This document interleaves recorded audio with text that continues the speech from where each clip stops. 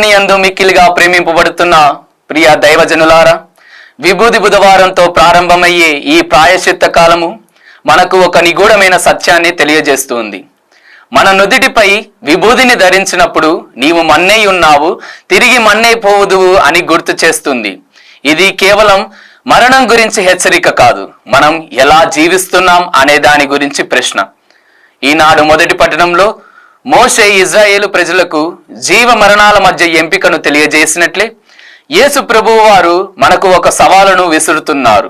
నన్ను అనుసరింపగోరువారు తనను తాను త్యజించుకొని తన సిలువను ఎత్తుకొని అనుదినము నన్ను అనుసరింపవలేను అని తెలియజేస్తున్నారు.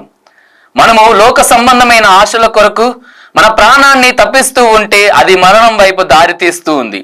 కానీ యేసు ప్రభువు కోసం మన అహాన్ని చంపుకుంటే అది మనల్ని నిత్య జీవం వైపు నడిపిస్తూ ఉంది. మనం తరచుగా సిలువను ఒక ఆభరణంగానో లేదా మోయలేని భారంగానో చూస్తూ ఉంటాము. కానీ యేసు ప్రభువు మన కోసం తన ప్రాణాన్ని అర్పించి తన రక్తాన్ని చిందించి మన కోసం చేసిన ఒక బలిత్యాగం.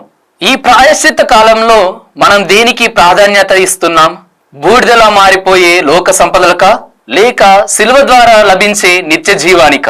మనం మన నుదిటిపై ధరించిన ఆ విభూది మనం దేవునికి చెందిన వారమని లోకానికి చాటి చెప్పడమే కాదు, ప్రతిరోజు మన స్వార్థాన్ని చంపుకొని దేవుని అనుసరించడం అనే ఒక జ్ఞాపిక. కావున ప్రియ దైవజనులారా, ప్రతిదినము మన స్వార్థాన్ని చంపుకొని మన సిలువని ఎత్తుకొని ప్రభువును అనుసరించే భాగ్యాన్ని దయచేయమని ప్రార్థించుకుందాం. ఆమేన్.